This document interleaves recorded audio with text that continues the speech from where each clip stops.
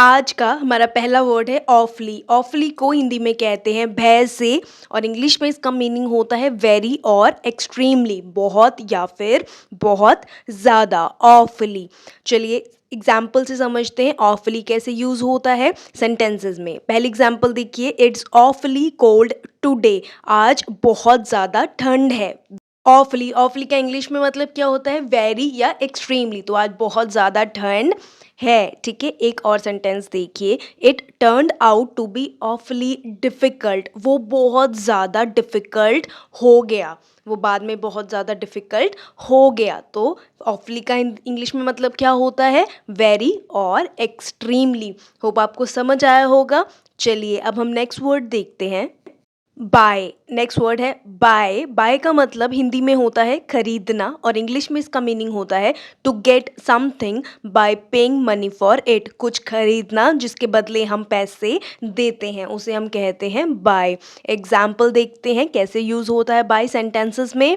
पहले एग्जाम्पल देखिए, I usually buy clothing at a local market. मैं आमतौर पर अपने कपड़े लोकल मार्केट से खरीदती हूँ या खरीदता हूँ। अब वो मार्केट से क्या है, कपड़े खरीद रहे हैं लोकल मार्केट से, तो कुछ खरीद रहे हैं, उसके बदले में क्या दे रहे हैं, मनी दे रहे हैं, ठीक है। एक और एग्जांपल देखिए, she went to the market to buy fresh vegetables. वो मार्केट गई ताकि वो क्या खरीद सके, फ्रेश ताजे सब्जियां खरीद सके। बाय, तो फिर वेजिटेबल्स खरीदेगी, उसके बदले में पैसे देगी, ठीक है। चलिए नेक्स्ट वर्ड देखते हैं, कट। कट को हिंदी में कहते हैं कट जाना। जैसे हमारी कहीं पे स्किन कट जाती है या हम सब्जी वगैरह भी काटते हैं तो उसे भी हम कट कहते हैं। और इंग्लिश में इसका मीनिंग होता है an injury made when the skin is cut with something sharp. ऐसी इंजरी, ऐसी चोट लगना जो बहुत ही शार्प चीज़ से, बहुत तीखी, जैसे चाकू होता है तीखा होता है, उससे कट जाना, स्किन पे कहीं कट लग जाना, उसे कहते हैं कट। एग्जाम्पल से समझते हैं कट कैसे यूज होता है सेंटेंसेस में। देखिए पहले एग्जाम्पल देखिए, we are trying to cut down expenses. हम कोशिश कर रहे हैं कि हम अपने जो खर्चे हैं उन्हें कट डाउन कर लें, कम कर लें।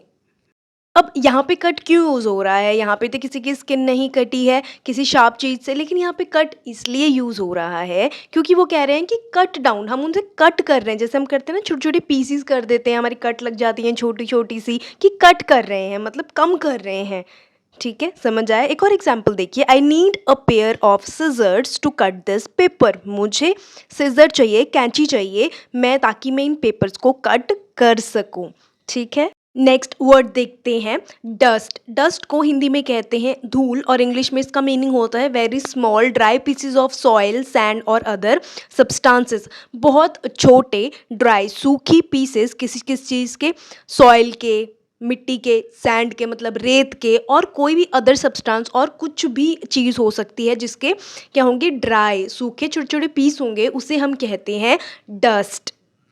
जो आमतौर पर हमारे घर के अंदर, फर्नीचर पे, हर जगह छोटी-छोटी डस्ट, धूल रोज़ दिखी जाती है, ठीक है। एग्ज़ाम्पल से समझते हैं डस्ट को हम कैसे यूज़ करते हैं सेंटेंसेस में।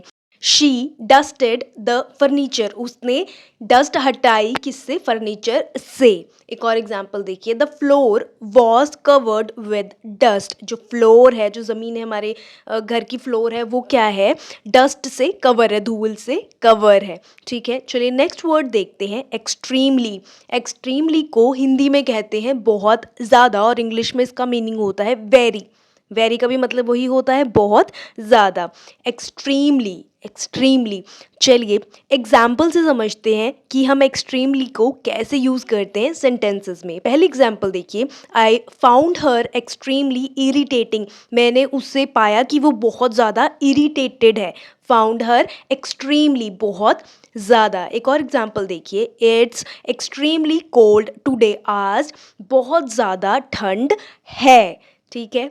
चलिए नेक्स्ट वर्ड देखते हैं, सिंपथी। सिंपथी को हिंदी में कहते हैं सहानुभूति और इंग्लिश में इसका मीनिंग होता है understanding and care for someone else suffering. किसी और को सहानुभूति देना, किसी और की केयर करना जब वो क्या है, दुखी है। जब कोई किसी चीज़ से गुज़र रहा है, सफ़र कर रहा है तो उसे सहानुभूति देना। एग्ज़ाम्पल से समझते हैं हम सिम्पैथी को कैसे यूज़ करते हैं सेंटेंसेस में। I have no sympathy for her. मेरे दिल में उसके लिए कोई सिम्पैथी नहीं है, कोई सहानुभूति नहीं है। एक और एग्ज़ाम्पल देखिए, I am not looking for your sympathy. मैं तुम्हारी सिम्पैथी, तुम्हारी सहानुभूति के लिए नहीं देख रहा हूँ। मुझे नहीं लगता कि तुम मुझे सहानुभूति दो। नेक्स्ट वर्ड है अवे। अवे को हिंदी में कहते हैं दूर और इंग्लिश में इसका मीनिंग होता है समवेयर एल्स और इन अ डिफरेंट प्लेस, पोजीशन और सिचुएशन। कहीं और या फिर किसी और डिफरेंट प्लेस में, जगह में, पोजीशन में और किसी अलग सिचुएशन में, उसे कहते हैं समवेयर एल्स। एग्जाम्पल से समझते हैं अवे कैसे यूज होता है सेंटेंसेस में।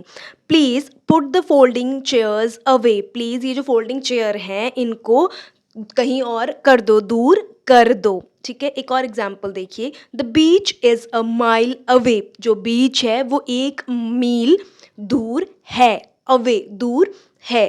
ठीक है, चलिए नेक्स्ट वर्ड देखते हैं हर्ट। हर्ट को हिंदी में कहते हैं आहत और इंग्लिश में इसका मतलब होता है to feel pain in a part of your body or to injure someone or cause them pen.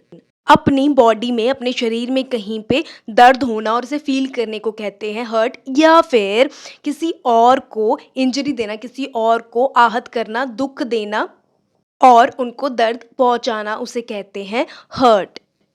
Example से समझते हैं हर्ट कैसे यूज होता है इंग्लिश में सेंटेंसेस में। I apologise if I hurt your feelings. मैं माफ़ी चाहता हूँ कि अगर मैंने तुम्हें दुख दिया हो, अगर मैंने तुम्हें आहत किया हो। ठीक है, एक और एग्जाम्पल देखिए, माई टूथ हर्ट्स अ लॉट। मेरा दांत बहुत ज़्यादा दर्द कर रहा है, बहुत ज़्यादा आहत हो रहा है, बहुत ज़्यादा दर्द कर रहा है। ठीक है, चलिए नेक्स्ट वर्ड देखते हैं लकी। लकी को हिंदी में कहते हैं भाग्यशाली और इंग्लिश में इसका मीनिंग होता है having good things happen to you by chance. तुम्हारे साथ कोई अच्छी चीज़ हो जाना बाय चांस, ऐसे ही हो जाना कोई अच्छी चीज़। चलिए एग्जाम्पल से समझते हैं कि हम लकी को कैसे यूज़ करते हैं सेंटेंसेस में। Today is not your lucky day. आज तुम्हारा दिन भाग्यशाली नहीं है, आज का दिन तुम्हारे लिए लकी नहीं है। एक और एग्जाम्पल देखिए, I am a very lucky man. मैं बहुत ज़्यादा भाग्यशाली आदमी हूँ। ठीक है, चलिए नेक्स्ट वर्ड देखते हैं जस्ट। जस्ट को हिंदी में कहते हैं अभी अभी और इंग्लिश में इसका मीनिंग होता है नाउ, वेरी सून और वेरी रिसेंटली। अभी या अभी अभी या अभी थोड़ी देर तक या थोड़ी देर से पहले। ठीक है, उसे कहते हैं जस्ट। एग्जाम्पल से समझते हैं जस्ट को हम कैसे यूज़ करते हैं सेंटेंसेस में। The journey has just begun. जो जर्नी है, जो यात्रा है, वो अभी अभी शुरू हुई है। एक और एग्जाम्पल देखिए, my house is just across the street. मेरा घर जस्ट किसके पास है, स्ट्रीट के पास है। ठीक है, चलिए नेक्स्ट वर्ड देखते हैं कीन। कीन को हिंदी में कहते हैं उत्सुक और इंग्लिश में इसका मीनिंग होता है वेरी इंटरेस्टेड, ईगर और वांटिंग समथिंग वेरी मच। बहुत ज़्यादा उत्सुक, ईगर, ईगर को भी उत्सुक ही कहते हैं, या फिर कुछ चीज़ जो हमें चाहिए बहुत ज़रूरी, वांटिंग समथिंग वेरी मच, बहुत ज़्यादा, बहुत उत्सुक होना किसी चीज़ के लिए, उसे कहते हैं कीन। चलिए एग्जाम्पल से समझते हैं कीन कैसे यूज़ होता है सेंटेंसेस में। पहली एग्जाम्पल देखिए, Rohan was very keen to help. Rohan बहुत ज़्यादा उत्सुक है मदद करने के लिए। एक और एग्जाम्पल देखिए, I am keen on cooking. मैं बहुत उत्सुक हूँ किस चीज़ में, कुकिंग में, खाना बनाने में मैं क्या हूँ, बहुत ज़्यादा उत्सुक हूँ, खाना बनाने के लिए बहुत ज़्यादा उत्सुक हूँ। चलिए नेक्स्ट वर्ड देखते हैं ड्यू। ड्यू को हिंदी में कहते हैं उचित और इसको जब सेंटेंसेस में यूज़ करते हैं तो इसका मतलब बकाया भी होता है। ठीक है, और इंग्लिश में इसका मीनिंग होता है expected to happen, arrived etcetera at a particular time. Expect करना, किसी चीज़ के होने की उम्मीद करना या किसी चीज़ के आने की उम्मीद करना या और भी बहुत कुछ, लेकिन एक पर्टिकुलर टाइम पे, एक उचित समय में उस चीज़ का होना या आना को कहते हैं हम ड्यू। ठीक है, चलिए एग्जाम्पल से समझते हैं ड्यू कैसे यूज़ होता है सेंटेंसेस में। He failed due to lack of money. वो फेल हो गया क्योंकि उसके पास पैसों की कमी थी। एक और एग्जाम्पल देखिए, my rent is due today. मेरा किराया आज बकाया है, मतलब मैंने किराया आज नहीं दिया है, वो अभी बचा है। नेक्स्ट वर्ड है परफेक्ट। परफेक्ट को हिंदी में कहते हैं उत्तम और इंग्लिश में इसका मीनिंग होता है complete and correct in every way of the best possible type of without fault. हर तरीके से पूरा और हर तरीके से सही, जितना अच्छा हो सकता है उतना अच्छा बिना किसी कमी के उसे कहते हैं परफेक्ट। चलिए देखिए एग्जाम्पल से समझते हैं परफेक्ट को कैसे यूज़ करते हैं सेंटेंसेस में। Today is the perfect day for a picnic. आज बहुत अच्छा दिन है किस चीज़ के लिए? पिकनिक के लिए। एक और एग्जाम्पल देखिए, I am in perfect health now. अब मैं बिल्कुल परफेक्ट हूँ, बिल्कुल ठीक हूँ अपनी हेल्थ की तरफ से, मैं बिल्कुल सही हूँ, मतलब मेरी हेल्थ बिल्कुल सही है। चलिए नेक्स्ट वर्ड देखते हैं यूजुअली। यूजुअली को हिंदी में कहते हैं आमतौर पर और इंग्लिश में इसका मीनिंग होता है in the way that most often happen. ऐसी चीज़ जो आमतौर पर होती रहती है, मतलब आए गए दिन होती रहती है, उसे कहते हैं हम यूजुअली। लिए एग्जाम्पल से समझते हैं कि यूजुअली कैसे यूज होता है सेंटेंसेस में। पहली एग्जाम्पल देखिए, I usually sing out of tune. मैं मोस्टली सुर से बाहर ही गाता हूँ या गाती हूँ। एक और एग्जाम्पल देखिए, success usually requires hard work. सफलता आमतौर पर क्या मांगती है? हार्ड वर्क, कठिन परिश्रम मांगती है। हम तभी सक्सेसफुल होते हैं, तभी कामयाब होते हैं जब हम हार्ड वर्क करते हैं।